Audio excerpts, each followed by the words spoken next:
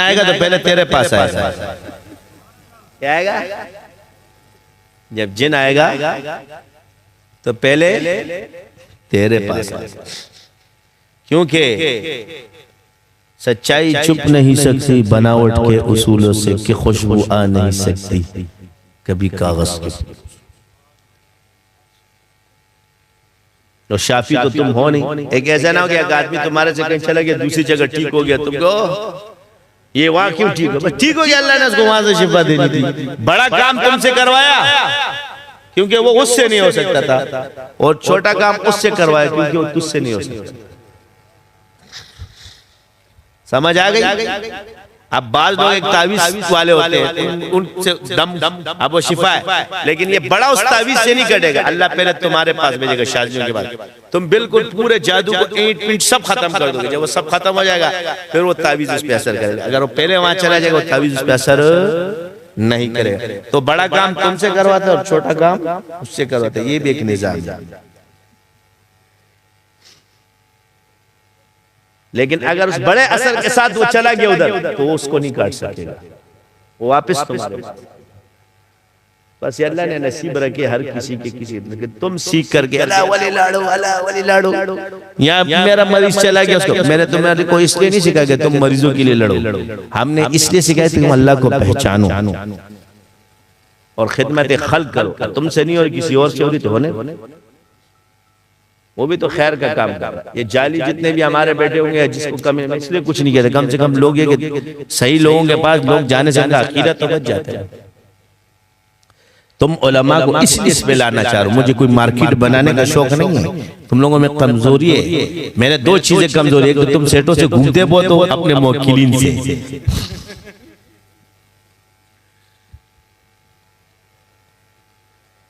इतनी नजर अल्लाह पे रखी है ना जितना अपने मोकिल पे रखी है, तो पता नहीं कहां से उस मोकिल पे इतना नजर रखी होती है कि इधर न चला जाए।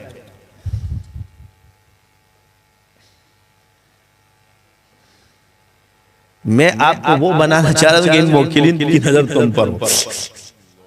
इंसान क्या है? तो अल्लाह गैब के खजाने अल्लाह के पास है। तुम्हें मुस्तगनी बनाना चाहता हूं, मैं किसी आलिम को इस तरह नहीं देख सकता।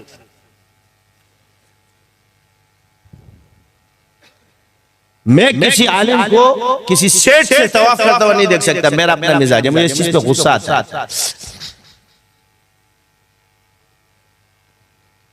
मैं चाहता हूं कि सेठ उसके सामने दो जाने, ये ताजर से नहीं, मैं तुम्हें वो इल्म सिखा रहा हूं। इमाम अबू हनीफा रहमतुल्लाह ने फरमाया ना कि मैं इसको मलीदा बनाने वाले हूं। वो इल्म है कि ये सेठ तुम्हारे सामने बैठेगा। कसम खुदा की, अल्लाह ने बोला ये कहीं भी घूम के चला जाएगा तेरे पास और रो रो के यहां से भागेगा ना, ख्वार होके वापस तेरे पास आएगा। भूल जाओ, ये काम किसी और से थोड़ी होगा, ये चीज तुम्हें सिखा रहा हूं। तो मेरा आलिम को इस मुस्तगनी बनाना और इस इस्तिगना पे रखना गलत है। दूसरी बात कि अवाम से हट कर ये चीज तुम लोगों के हाथ में इसलिए आ जाए कि तुम लोगों ने मदरसे पढ़े, 100 लोगों की इस्लाह तुमसे तालीमी भी होगी, इल्मी होगी, तलफ्फुज के साथ होगी, जो आमी के साथ नहीं। और आमियों को इसलिए दे रहा हूं कि उनके शौक पैदा हो जाए दीन के साथ। तो अब उलमा का ये काम है, क्योंकि मौलवी से अपना काम नहीं समझते थे। अब उलमा की दो किस्में, एक मुदर्रिस है, दरस तदरीस से उसको सिखा देता हूं। मैं खुद भी उसको बोलता हूं मशगला मत बनाना, हफ्ते में कर लो, अपने साथ शागिर्द रख लो, उनसे काम कराता और आप हफ्ते में एक दफा देख लिया करो, क्योंकि आपके दरस तदरीस से मुतासिर ना हो, या वक्त जो हो उसके बाद उसको मत करना, किसी और के हवाले कर देना। दर्स तदरीस में मुनहमिक करो। उलमा की दूसरी किस्म ये है कि वो फारिग तो हो गए, कोई इधर फिर रहा है, कोई उधर फिर रहा है, ना उनका कोई मदरसा है ना कुछ है, हर जगह तो तदरीस नहीं मिलती। लिहाजा तुम सीख के अवाम की खिदमत करो तो तुम्हारे घर का राशन भी चलेगा और दीन का काम भी चलेगा। तो क्या मेरी ये नियत गलत है? क्या मेरा ये करना गलत है? फिर दूसरी बात, आप आलिम को जी खिलाफत जल्दी जो भी आ रहा है मार्केट बना रहा है। मैंने कहा वो मौलवी है, अल्लाह वाला है, वो पहले से ही मौलवी है। मैंने तो सर पे टोपी रख दी ताकि शाज़ली भी हो जाए। सनद तो लेके आता है, हम निस्बत भी साथ में दे देते। तो उसका जो है ना टैंक बना हुआ होता है मौलवी का, क्या बना होता है उसमें टाइल शाइल सब कुछ, मगर खुश्क हो है हवा से।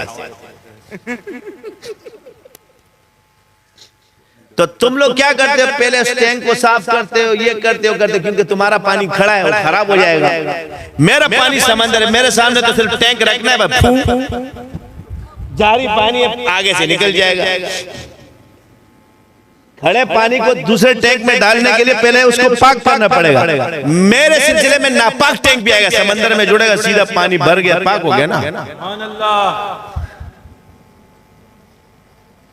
तो समंदर के पास आते हुए टैंक कितना जल्दी भरेगा, और लोटे पे डालते हैं कितना भरेगा। तो तुम लोटों से पानी डालते हो, समंदर के पास आता है, पाइप लगाते हैं, एक ही झटके में भर जाते हैं। इसलिए खिलाफत देता हूं, आपको एतराज है? माशाअल्लाह।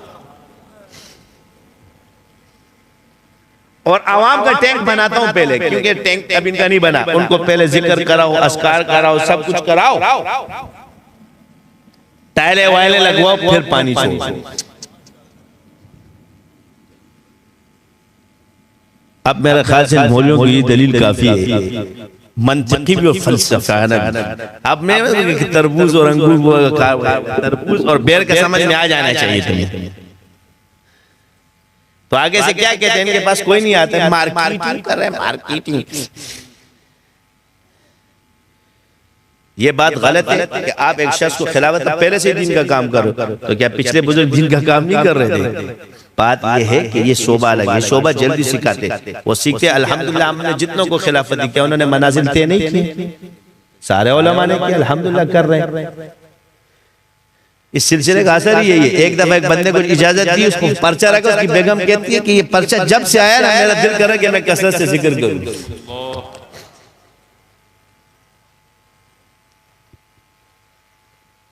अब आ जाते हो अपनी बेगमों को भी जिक्र कराया, कह रहे हजरत बेगम की तबीयत खराब हो जाती है।